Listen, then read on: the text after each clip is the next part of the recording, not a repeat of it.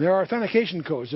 There's a security monitor watching every single letter of the text that doesn't rust or wear out, running continually over the last several thousand years. The fingerprint of the author. And it's a non-compromisable design, interestingly enough. Sevens occur in the Bible. How many of you notice sevens in the Bible? They occur in over 600 passages. Some are overt, some are structural, some are even hidden. They're called heptatic structures. Are they a signature of the Holy Spirit? I suspect they are. Let me give you a challenge. Imagine you were given this assignment in school. I want you to develop a genealogy from fiction, just from your imagination. But I want the number of words that you're going to turn in on your paper to be divisible by 7 evenly. In other words, if I count the number of words divided by 7, there's no remainder.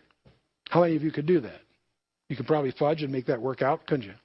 But I want the number of letters also to be divisible by 7 exactly. That gets a little more challenging.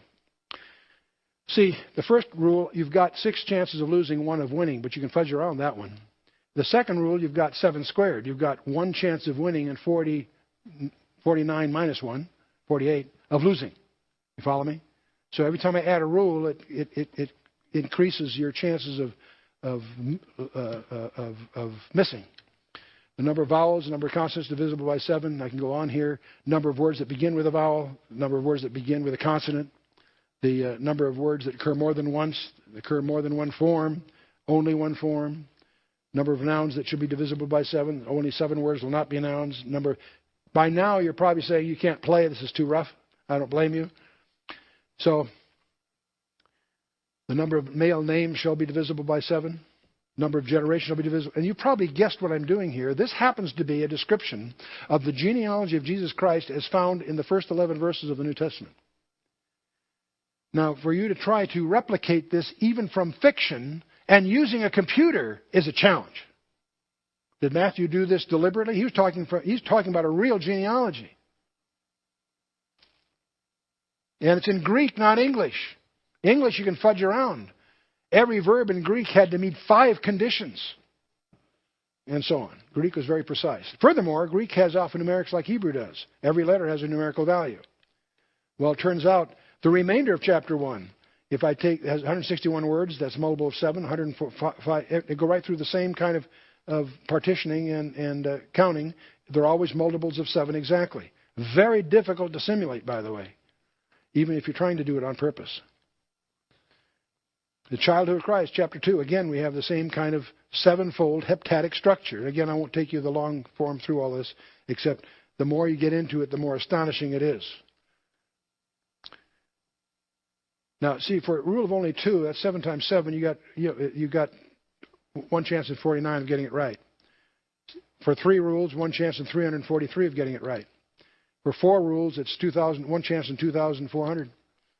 Well, I've given you 9 rules. That's less than 1 chance in 40 million of getting it by accident, just happening to getting it right. Would you like to try this? They're working 8 hours a day, 40 hours a week, 50 weeks a year. I'll give you 2 weeks off for vacation. That's 2,000 man-hours a year, or 120,000 minutes per year.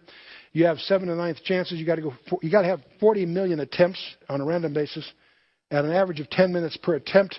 That you could get this knocked off in about 3,362 years. Not likely that you could do it manually, okay? But it gets worse. And there's more to it than all of this. We're sharing with you the discoveries of Dr. Ivan Penin, who graduated from Harvard in 1882, discovered Christ, has a PhD from Harvard. That's a real miracle. He discovered the heptatic structures underlying the biblical text in 1890. He's committed the rest of the 50 years of his life, generating 43,000 pages of discoveries. He went to the Lord in 1942. Comprehensive design. The New Testament consists of 27 books. And you go through the vocabularies, the geometrical value, the value of the longest, the shortest words. It's all multiples of 7 exactly. Astonishing. Here's a fascinating one. There's a vocabulary that's absolutely unique to the Gospel of Matthew. They're words that only Matthew uses. There are 42 of these. It's a multiple of 7. They have 126 letters. It's a multiple of 7. How could Matthew have organized this if he tried to do it deliberately? Only one of 2 ways. He'd get the other authors of the New Testament to agree not to use those words. I don't think that happened. Or you could argue from this phenomenon that his gospel must have been written last, because then he could look at all the others and make sure that these 42 were that this geometry be preserved. So all they have in common is that they're unique to Matthew. So I could use this argument to prove that Matthew wrote his gospel last. Except I can use the same argument for the Gospel of Mark, because its vocabulary is a multiple of 7 exactly. The words that are unique to Mark.